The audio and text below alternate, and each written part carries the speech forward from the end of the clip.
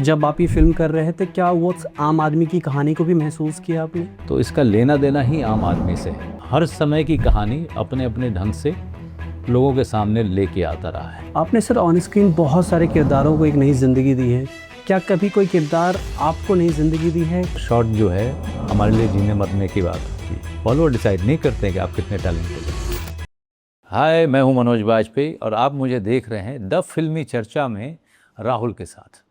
Hello नमस्कार, मैं हूं राहुल और आप देख रहे हैं द फिल्मी चर्चा। आज हमारे साथ हैं बहुत बेहतरीन कलाकार। मैं बात कर रहा हूं मनोज बाजपेयी सर का। कैसे हैं आप? बहुत बढ़िया जी। सबसे पहले सर बहुत बहुत बधाई सर, ऐसे सब्जेक्ट चुनने के लिए जो लोगों को जानकारी होनी चाहिए।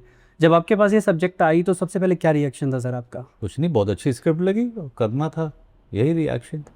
एक बार में आपने हाँ कर दिया? जी जी जी बिल्कुल। सर इससे पहले आपने बहुत सारे ऐसे सब्जेक्ट किए हैं जो सिस्टम के बाहर खड़े लोगों का किरदार निभाया आपने। आपका क्या मानना है? मैं सवाल पूछना चाहता हूँ कि देश को बदलना सिस्टम के बाहर खड़े होकर आसान है या सिस्टम के भीतर बैठ कर?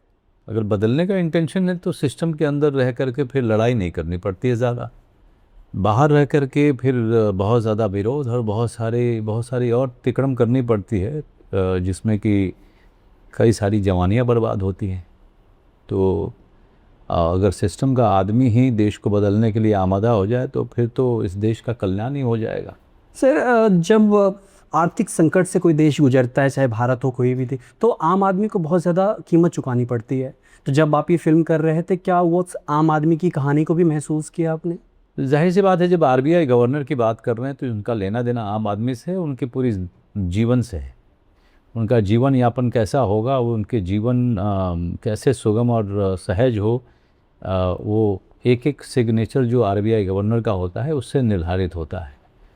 और आर्थिक पक्ष हर व्यक्ति का सबसे ज़रूरी हिस्सा होता है उनको जीवन बिताने के लिए। तो इसका लेना देना ही आम आदमी से है। सर ये कहानी, जो भी ऐसे सब्जेक्ट होते हैं, ये हमारे इतिहास की किताबों में पढ़ाई जानी चाहिए, स्कूल कॉलेज में पढ़ाई जानी चाहिए। ये काम हमारा सिनेमा कर रहा है। इस पहल को किस तरीके से देखते हैं आप? देखिए, सिनेमा हमेशा जिम्मेदार रहा है, शुरू से जिम्मेदार रहा है। राज कपूर जी के पहले से बहुत ज़्यादा जिम्मेदार रहा है, क्योंकि हमारा देश कोई बहुत ही ज़्यादा तरक्की के रास्ते पे चलने वाला देश नहीं था। हमें जब देश मिला भी था तो बहुत ही टूटी फूटी हालत में हमें अंग्रेज़ों ने सौंपा था और फिर देश का विभाजन भी हुआ था। तो सिनेमा हर समय की कहानी अपने अपने ढंग से लोगों के सामने लेके आता रहा है और सिनेमा ने हमेशा उस मामले में बड़ी जिम्मेदारी भी निभाई है। हर समय का सिनेमा उस समय के मूड को, उस समय के हालात को दर्शकों तक लेके आता रहा। सिनेमा ने अपना रोल बखूबी निभाया हमेशा।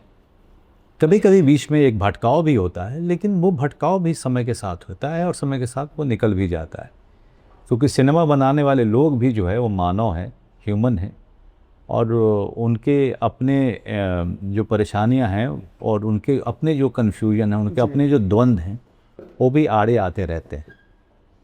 लेकिन हाँ, सिनेमा का काम है कहानी कहना, जो कि सिनेमा ने बड़ी जिम्मेदारी से किया है। सिनेमा का काम है मनोरंजन करना, वो भी हमारे सिनेमा ने किया है, और समाज में जितनी भी विसंगतियाँ हैं उनको सामने लेके आते रहा है। अब इससे ज़्यादा सिनेमा से क्या आप आशा करते हैं? ऐसी बहुत सारी कहानियाँ होंगी जो अभी भी छिपी हुई है। कभी किसी कहानी को लेके आपका पर्सनल थोड़ा लगाव हुआ कि इस कहानी को मैं कहीं रखूं, प्रस्ताव कि इस पे काम किया जाए? कभी पर्सनल जब भी कोई हुआ है तो वो सामने लेके आए हैं हम लोग। ने पर्सनल सर आपका लगाव किसी कहानी को लेके, इसको आनी चाहिए पर्दे से? ऐसी बहुत सारी कहानियाँ जिसका मैं हिस्सा रहा हूँ, वो मेरे व्यक्तिगत इच्छाएं रही हैं कि वो फिल्म सामने आए, लेकिन वो आई हैं। हमने चाहे छोटे बजट या थोड़े से बड़े बजट, मीडियम बजट में लेकर के आते रहे हैं हम लोग। सर चक्रव्यूह में आपने एक नक्सली का किरदार किया था, और अभी जो फिल्म है गवर्नर, इसमें एक सिस्टम के अंदर आप भीतर हैं। दोनों अपनी अपनी जगह फिल्में हैं, लेकिन कौन सा इंसान आपको ज़्यादा सच्चा लगता है, वो नक्सली या ये गवर्नर? जो हालात के मारे हुए लोग हैं, या हालात बिगड़ा समाज का, उससे उपजने वाले जो कुछ एक लोग हैं, और कहीं ना कहीं उनके अंदर में गुस्सा रहा है, लेकिन भटकाव वो भी हुआ है, और भटकाव में जो है, उस भटकाव के कारण ही जो है उन्होंने एक ख़ास तरीके से विद्रोह किया। लेकिन अंत में हर आदमी जो गरीब है, हर आदमी जो बेरोज़गार है वो बहुत ही उसकी अपनी जो असंतोष की भावना है, कितनी सही है कितनी गलत है, उस पे बहस हो सकती है। लेकिन इस बात पे बहस नहीं हो सकती कि भाई वो एक असंतोष है, गुस्सा है, जिसके कारण ये ऐसा होता है। तरीका गलत हो सकता है, उस पर आप बात कर सकते हो। लेकिन सच्चाई, जो गरीबी बेरोज़गारी है वो तो सच्चाई है। सच्चाई है। उसी तरीके से एक व्यक्ति जो एक गवर्नर बनता है या डीएम बनता है या एसपी बनता है, वो भी किसी मिडिल क्लास परिवार से ही आया हुआ आदमी होता है। उसको उसकी ज़रूरतें वही मध्यम वर्ग की होती हैं, और उसको भी कोई ऐसे करोड़ों रुपए और बहुत ज़्यादा अथाह पैसा तो मिलता नहीं है। जो मिलता है उसमें उसको काम चलाना होता है। मैं उन लोगों की बात कर रहा हूँ जो सच्चे हैं। अब कृपया करके उन भ्रष्ट लोगों का नाम मत लीजिएगा क्योंकि वो फिर इस बातचीत का हिस्सा नहीं। जी जी जी। तो वो जो व्यक्ति उस कुर्सी पे बैठता है, अगर वो जिम्मेदार नागरिक है और अपने वक्त के बारे में सोचता है और वो जनसंख्या के बारे में सोचता है, तो वो अच्छा काम करता ही करता है। और ऐसे बहुत सारे लोग आए हैं जिन्होंने हमेशा उन लोगों के बारे में सोचा जहाँ से वो आया है। तो ऐसे ही एक गवर्नर की कहानी है जो इस जिम्मेदारी को समझते हैं, एक बड़ी जनसंख्या की ज़रूरतों को समझते हैं और उसको उस संकट से निकालने के बारे में सोचते हैं। आपने सर ऑन स्क्रीन बहुत सारे किरदारों को एक नई ज़िंदगी दी है। क्या कभी कोई किरदार आपको नई ज़िंदगी दी है, कुछ नया सबक दिया हो कोई किरदार आपको? देखिए, हर किरदार कुछ ना कुछ सिखा के जाता है, क्योंकि एक जीती जागती कहानी होती है और सारे जो रेफरेंसेस होते हैं वो रियल लाइफ से लिए जाते हैं। फिर आप एक किरदार बनाते हैं कल्पना के ज़रिए, और कल्पना भी आधारित होता है जो जीवन आपने पढ़ा है, देखा है, सुना है या सहा है। तो सबके अंदर में वो भावनाएं जो हैं बड़ी रियल होती है, क्योंकि जो निभा रहा है वो इसी समय का आदमी है और उसने जीवन के बहुत सारे पड़ाव को देखा हुआ है। तो रेफरेंस पॉइंट भी वही होता है, बहुत लाइव होता है, कोई इसमें कृत्रिमता नहीं होती है। जैसा कि आपने कहा सर, रियल होती है चीज़ें, इस बात से हर एक्टर एग्री करते हैं और कहा भी जाता है कि सिनेमा समाज का आईना होता है। जो भी दिखाई जाती है कहीं ना कहीं हर कोई खुद से रिलेट करता है। क्या कभी किसी कहानी को आपने खुद से जोड़ा है, खुद को देखा है किसी कहानी में? देखिए, किसी भी कहानी में अपने आप को देख पाना बहुत मुश्किल है, क्योंकि जीवन बिल्कुल भिन्न तरीके से जिया है और हर किरदार से बहुत ही भिन्न मेरी यात्रा रही है। लेकिन उससे हेल्प ये होती है कि दूसरे की यात्रा को समझने में आसानी हो जाती है, क्योंकि आपका जीवन कोई ऐसा महलों में बीता तो नहीं है। तो जाहिर सी बात है कि आप जब निम्न मध्यम परिवार से आते हैं तो उस वर्ग के और वो थोड़े से ऊपर वाले की यात्रा को बखूबी आप समझ पाते हैं, रिलेट कर पाते हैं, उसको समझने में आसानी रहती है। उसके बाकी और चीज़ें जो आपने जानी नहीं है उसमें कल्पना शक्ति का सहारा लेना भी पड़ता है, लेकिन उसमें भी थोड़ी सी सहूलियत हो जाती है। सर, कुछ कहानियाँ ऐसी होती है जो अभी भी छिपी हुई है, कहानी बहुत सारी कहानी, और मेकर्स बखूबी कोशिश कर रहे हैं कि हर कहानी को पर्दे पर लाया जाए। जब ये कहानी आपको ऑफ़र हुई, इस कहानी से आप रूबरू थे? क्योंकि 1991 में शायद आपको याद होंगी वो चीज़। मैं थिएटर कर रहा था तो इसलिए मुझे हेडलाइन तो पता है, वो जो न्यूज़ है उस बारे में पता थी चीज़ें, लेकिन क्या क्या हुआ बंद कमरों में, कैसे कैसे डिसीजन लिए गए, क्या क्या उसके लिए मशक्क़त करनी पड़ी, किन किन हालातों से गुजरना पड़ा, इसके बारे में हमें बिल्कुल आइडिया नहीं था, ना ऐसी कोई डॉक्यूमेंटेशन हुई उसकी। लेकिन जो कहानी कही जा रही है वो तो हुई थी, और इस तरीके से हुई थी ये हमें जानकारी नहीं थी। सिर्फ यही कहानी नहीं सर, और भी इस तरह की कहानियाँ आती है। तो क्या बतौर एक्टर आप भी कुछ रिसर्च करते हैं कि सिर्फ डायरेक्टर को फॉलो करते हैं, राइटर्स को फॉलो करते हैं आप? बहुत मेहनत करता हूँ मैं, इतनी आसान कोई चीज़ होती नहीं है। पता नहीं आपको ऐसा क्यों लगा कि मतलब नहीं, क्योंकि कुछ एक्टर्स कहते हैं मैंने सिर्फ डायरेक्टर को फॉलो किया है, बाकी वो तो आप तभी फॉलो कर पाएंगे ना जब आपकी अपनी तैयारी हो।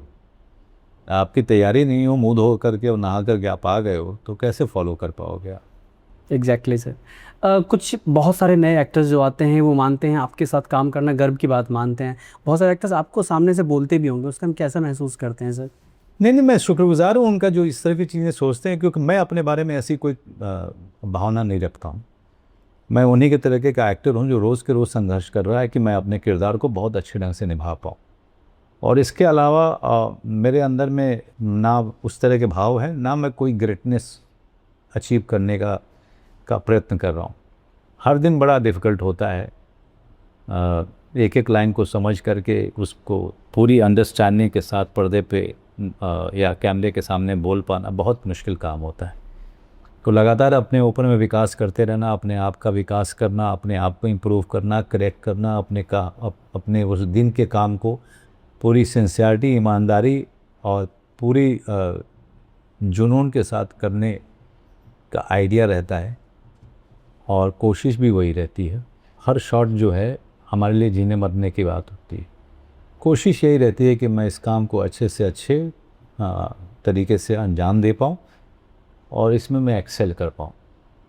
सर जब काम नहीं कर रहे होते बहुत सारे एक्टर फॉरेन जाते हैं, फार्म हाउस पे टाइम बिताते हैं, आप नहीं कर रहे तो आप क्या करते हैं? क्योंकि बाकी के तो पता चल जाते हैं कब कहाँ कैसे, मीडिया को सब पता होता है। यार मैं अपने परिवार के साथ क्या करता हूँ इसका क्या लेना देना किसी से। मैं एयरपोर्ट जाता हूँ, अगर फ्लाई करके कहीं जाने वाली चीज़ होती है तो फ्लाई करके चले जाते हैं। कहीं पे जो है बाय रोड जाना होता है तो बाय रोड निकल जाता हूँ। मैं देश के अंदर मैं कहाँ कहाँ घूमता हूँ ये भी आपको नहीं पता होगा। मैं विदेश में कहाँ जाता हूँ इसका आपकी ज़िंदगी से, किसी की ज़िंदगी से कोई उसका सरोकार नहीं है। इसलिए आपको अगर मैं पता नहीं चलने दूंगा तो आपको पता भी नहीं चलेगा। अब हमारी कोशिश यही रहती है कि हम और हमारा जीवन जो व्यक्तिगत जीवन है वो मीडिया से बिल्कुल दूर रहे। सर बहुत ऐसे बेहतरीन कलाकार हैं, इतने ओटीटी आने के बाद भी उनको काम नहीं मिल रहा है, तो टैलेंट और एक्सेस के बीच में अभी भी ब्रिज छोटा है कि काम कम है सर? टैलेंट तो बहुत है यार, हमारी इंडस्ट्री छोटी पड़ती है उसके लिए, इसीलिए मारा मारी है। थिएटर 1.4 बिलियन में इतने कम है जिसकी कोई हद नहीं है और इंडस्ट्री उसके लिए बहुत छोटी है, इसलिए जो है हर रीजन में कोई ना कोई इंडस्ट्री है। तो हमारी इंडस्ट्री को बड़ा होने के लिए सबसे पहले थिएटर्स की संख्या बढ़नी पड़ेगी। एक बार थिएटर्स इतने सारे हो जाएं कि पर्दों की या थिएटर्स की कोई कमी ना रहे तो आप देखेंगे कि इंडस्ट्री भी बहुत बड़ी हो जाएगी। तब और भी टैलेंट कंज्यूम होंगे, सारे टैलेंट्स के पास जो करने को बहुत कुछ होगा। तो ओवरऑल थिएटर्स की कमी खलती है अभी इंडस्ट्री को?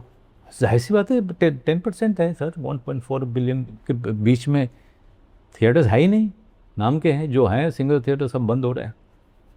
आखिरी सवाल सर, आपने हमेशा किरदारों को प्रायोरिटी दी है, लेकिन आज के टाइम में कहीं ना कहीं आपको भी लगता होगा, सुना होगा आपने बहुत सारे एक्टर्स के इंटरव्यूज़ या कहीं पे हेडलाइन देख लिया आपने कि कहीं ना कहीं सोशल मीडिया फॉलोअर्स को ज़्यादा तवज्जो दी जाती है। आपने सुना है इन चीज़ों को? मैं सुन के क्या करूँगा उसको? क्या आप कुछ अपना पॉइंट ऑफ व्यू रख सकते हैं इसमें? मेरी दुनिया में नहीं होता ये, मेरी अपनी एक दुनिया है छोटी सी। उस दुनिया के लोग बड़े सजग हैं कि हम टैलेंट के साथ काम करेंगे, भले ही उसका एक फॉलोअर हो। फॉलोअर डिसाइड नहीं करते हैं कि आप कितने टैलेंटेड हैं। फॉलोअर तो किसी के साथ भी, आप फिल्मी चर्चा पे 10 गाली दीजिए अपनी बात कहते हुए, आपके फॉलोअर कम से कम नहीं भी तो 50 मिलियन हो जाएंगे। आकर्षित करने के लिए टैलेंट की ज़रूरत नहीं होती, कहानी कहने के लिए टैलेंट की ज़रूरत होती है, मनोरंजन करने के लिए टैलेंट की ज़रूरत होती है। कहानी में डिफ़िकल्ट किरदार निभाने के लिए टैलेंट की ज़रूरत होती है, फॉलोअर की ज़रूरत नहीं होती है। फॉलोअर आज नहीं होगा तो कल होगा। अब जैसे मुझे 32 साल हो गए, मैंने आज तक नहीं देखा कि मेरे फॉलोअर कितने हैं। है इंस्टाग्राम अकाउंट है, मेरे कुछ जानने वाले हैं, वो लोग उसको देखते हैं, वो लोग अपलोड करते हैं, तो और उसका मेरे काम से कोई लेना देना नहीं। वो सिर्फ मेरे फिल्म के प्रचार प्रसार करते हैं, उसमें और कुछ नहीं देखेंगे आप। उसका टैलेंट से कोई लेना देना नहीं है। और दूसरा ये कि हम कोशिश करते हैं कि उस तरह के लोग हमारे आसपास न रहें, और ताकि इस तरह की बात जो है हमारे कान तक भी पहुँचे, क्योंकि हम इसे गाली समझते हैं। सर सीक्वल का टाइम चल रहा है, आपके इतने सारे आइकॉनिक फिल्में रहे हैं, चाहे सत्या की बात करूँ और भी फिल्म्स हैं, शूल हैं, कभी आया जहन में कि सीक्वल भी बननी चाहिए, या आप किसी ने अप्रोच किया, आपको दोबारा करते हैं? नहीं, मेरी किसी फिल्म के लिए तो बोला नहीं उन्होंने। एक शूल के डायरेक्टर ने बार बार बोलते हैं कि यार शूल का सीक्वल बने। पता नहीं यार, मैं थोड़ा उसके पक्ष का आदमी नहीं हूँ, लेकिन देखते हैं, है ना। मैं कहानी एक कह दिया, आगे बढ़ो यार, पीछे क्या मतलब अटके रहना है। सीक्वल में बिलीव नहीं करते सर आप? नहीं, क्या स्क्रिप्ट में बिलीव करता हूँ। स्क्रिप्ट जो है ना बहुत ज़रूरी है। अब शूल आई थी कब? 28 साल पहले आई थी। उस समय जो बच्चा था उसके अभी बच्चे होंगे, है कि नहीं? अभी उस समय के आदमी को पता होगा शूल क्या है। आज के बच्चे को क्या पता है शूल क्या है, क्या कहानी थी उसकी। अच्छी स्क्रिप्ट को नया नाम दे करके आप प्रचार प्रसार कीजिए, लोगों को जागरूक कीजिए और थिएटर हॉल तक लेके आने की कोशिश कीजिए। ये बहुत ज़रूरी चीज़ है। ये सिक्वल वगैरह से तो क्या ही होगा, मतलब कहानी अगर अच्छी नहीं होगी तो। बहुत बहुत धन्यवाद सर द फिल्मी चर्चा ज्वाइन करने के लिए।